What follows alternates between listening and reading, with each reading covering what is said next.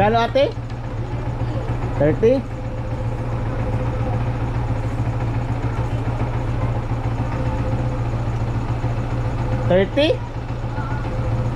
Yan guys, may bago tayong i-video. Ito yung dashboard nya. Pakita ko. Ito guys, gamit ko ngayon apps. Siya, mayroon siyang diagnostic trouble codes. Pwede siya mag-reset. Siya nga pala guys, yung natin, nadetect na dati kasi ito no Saturday, yung speed sensor. Kaya ngayon kahit naka-center stand ako guys, naayos ko siya kasi nakaproblema yung speed sensor natin. Ngayon kahit naka-center stand ako, ibirit ko ito, hindi na yan guys ma-check engine. Ay, ipakita ko sa inyo guys. Kahit hindi ko na ilagay yun sa yun sa T, limutan ko, hindi na siya mag-check engine. Ayan, kasi gawa nito diagnostic tools ko. Birit ko, ang setup lang nito naka-remap and then nakapanggilid, hindi naka-gearing. Pakita, dashboard natin siya guys para makita natin yung RPM, tapos kilometer per hour. Ito yata ang hindi gagana siya dito.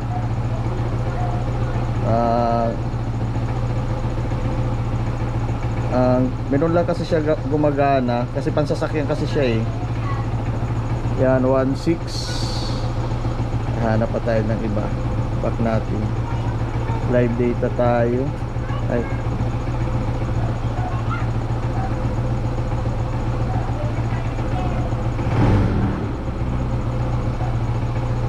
Natin live data.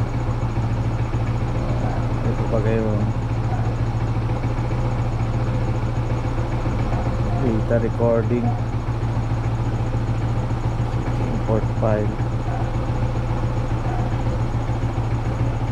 Ay.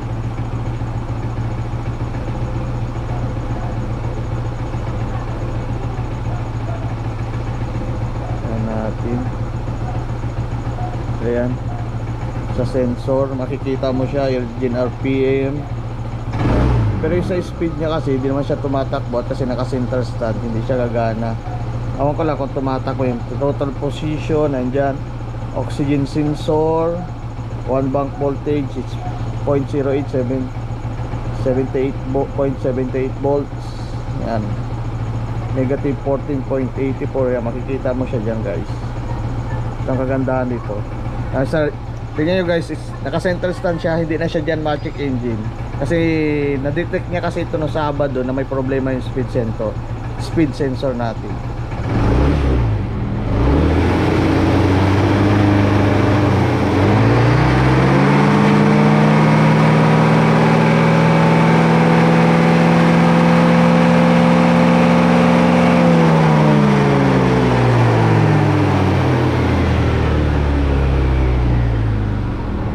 Diba?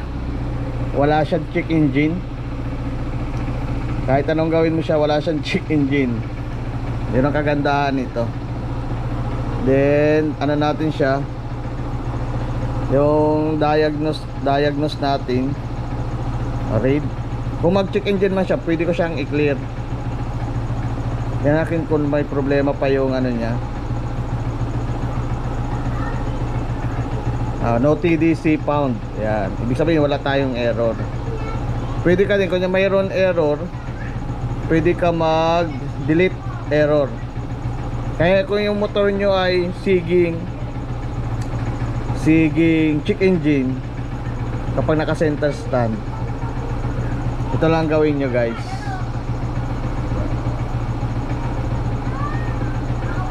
Ayan, nakakonect naman tayo sa fuel. Maganda ito guys, kita average fuel consumption, average speed, ayan, distance travel, fuel use, fuel price, andyan pa. Ayan, mga data nya sa statistic. Sa fuel yun. Ako dito, ano ba ito? Emission test pala ito. Pass naman siya oh. Kasi acceleration,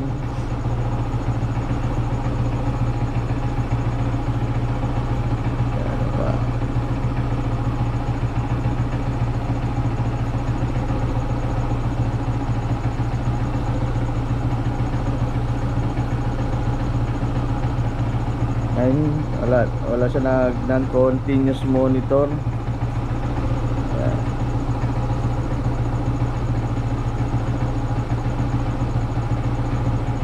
Tama yan. Settings, adapter, ayan, OBD, dashboard, fuel consumption, sensor, ayan, fuel system, fuel pressure, engine RPM, ayan, mga ano, sa oxygen sensor niya. Kasi dito may actual dito eh. Saan na ba yun? Dito sa all sensor. Ayan. Calculated engine load.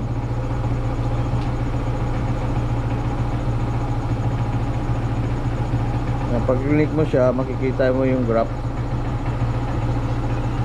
Ayan. Ayun lang guys. Kaya yung kung palaging nag-check engine sa inyo kapag naka center stand, may problema yan dun sa engine sensor. Yung sa akin wala na, kahit ibirit mo pa yan, kasi naayos ko na yun sa engine sensor, tapos nag clear DTC din ako. Yun lang guys. Moto be here, sign out.